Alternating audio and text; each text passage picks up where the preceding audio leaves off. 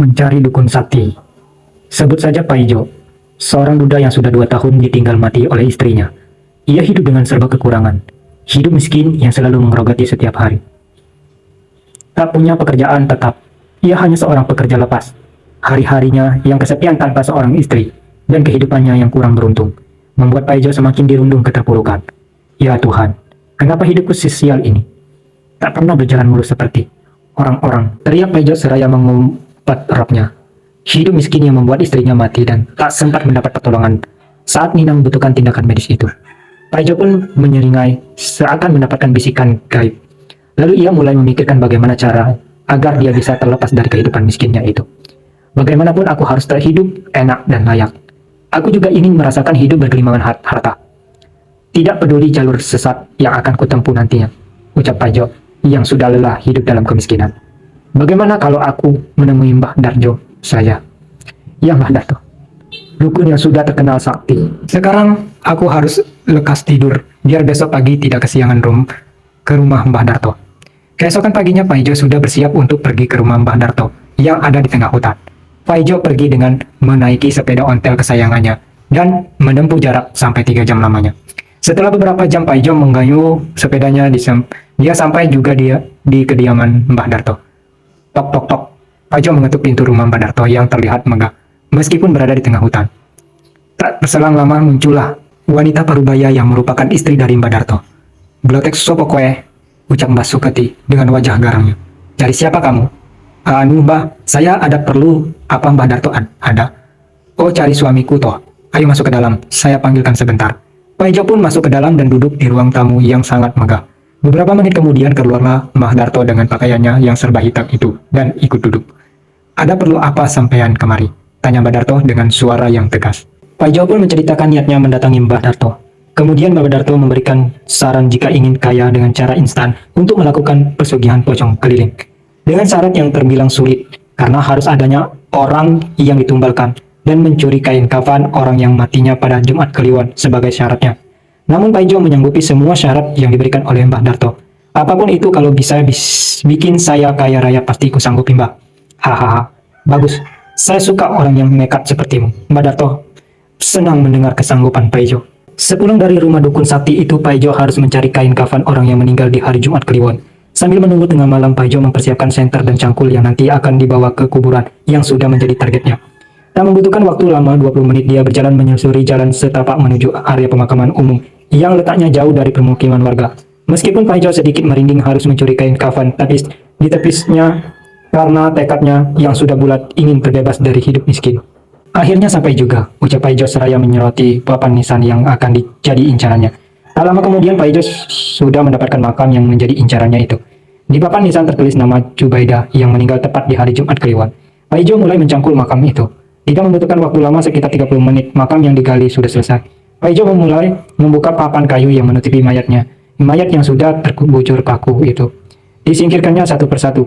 Kemudian Paijo membuka ikatan tali pocong itu dan membuka paksa kain kafan yang menutupi mayat yang sudah terbujur kaku. Setelah selesai mencari kain kafan, Paijo langsung merapikan galian tanah itu supaya tidak dicurigai warga sekitar.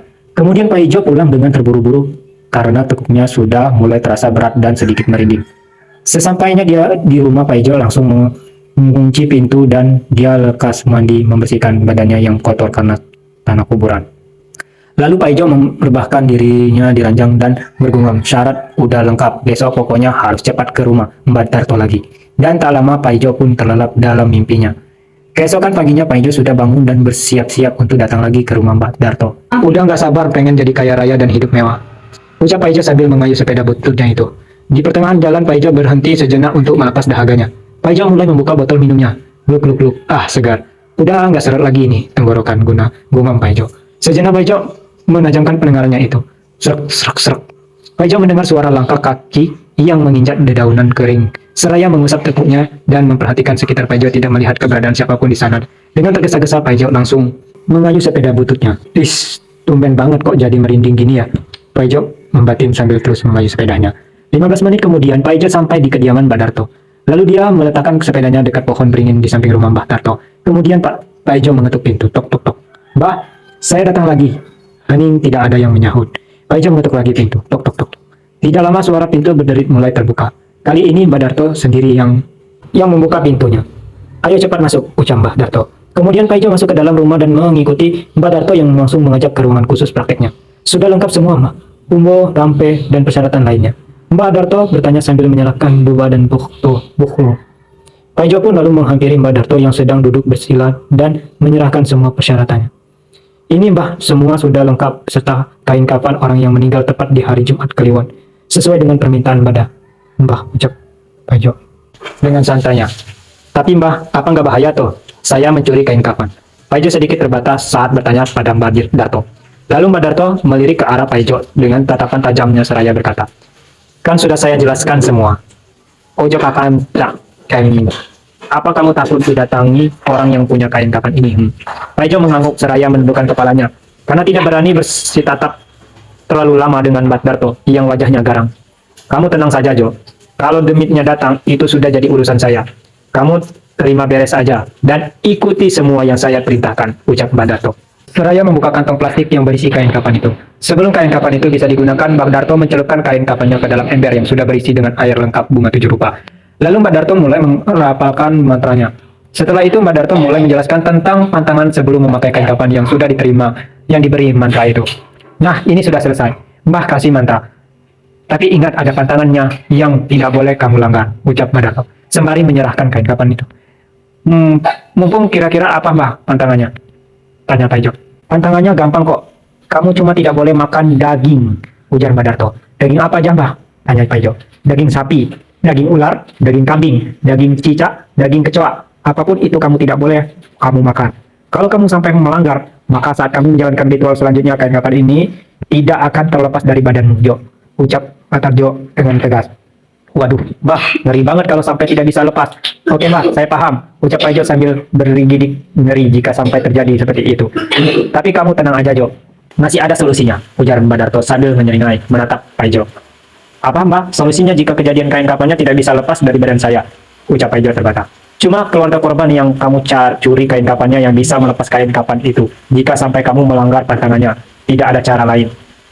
Baik Mbah, saya mengerti dan paham. Saya akan mengingat pantangannya. Satu lagi yang jangan kamu lupakan, Yoyo. Untuk mencari tumbal setiap 6 bulan sekali. Tepat di malam Jumat Kliwon. Untuk menyempurnakan ilmu pesugihan yang kamu anut ini. Baik Mbah, saya mengerti. Tapi kriteria orang yang harus saya tumbalkan seperti apa Mbah? Tanya Paijo lagi. Masalah kriteria orang yang harus ditumbalkan bebas, mau itu muda, tua, gadis, ataupun janda tidak masalah. Untuk memancing korban, tumbalmu itu tinggal kamu buang uang di sembarangan tempat saja.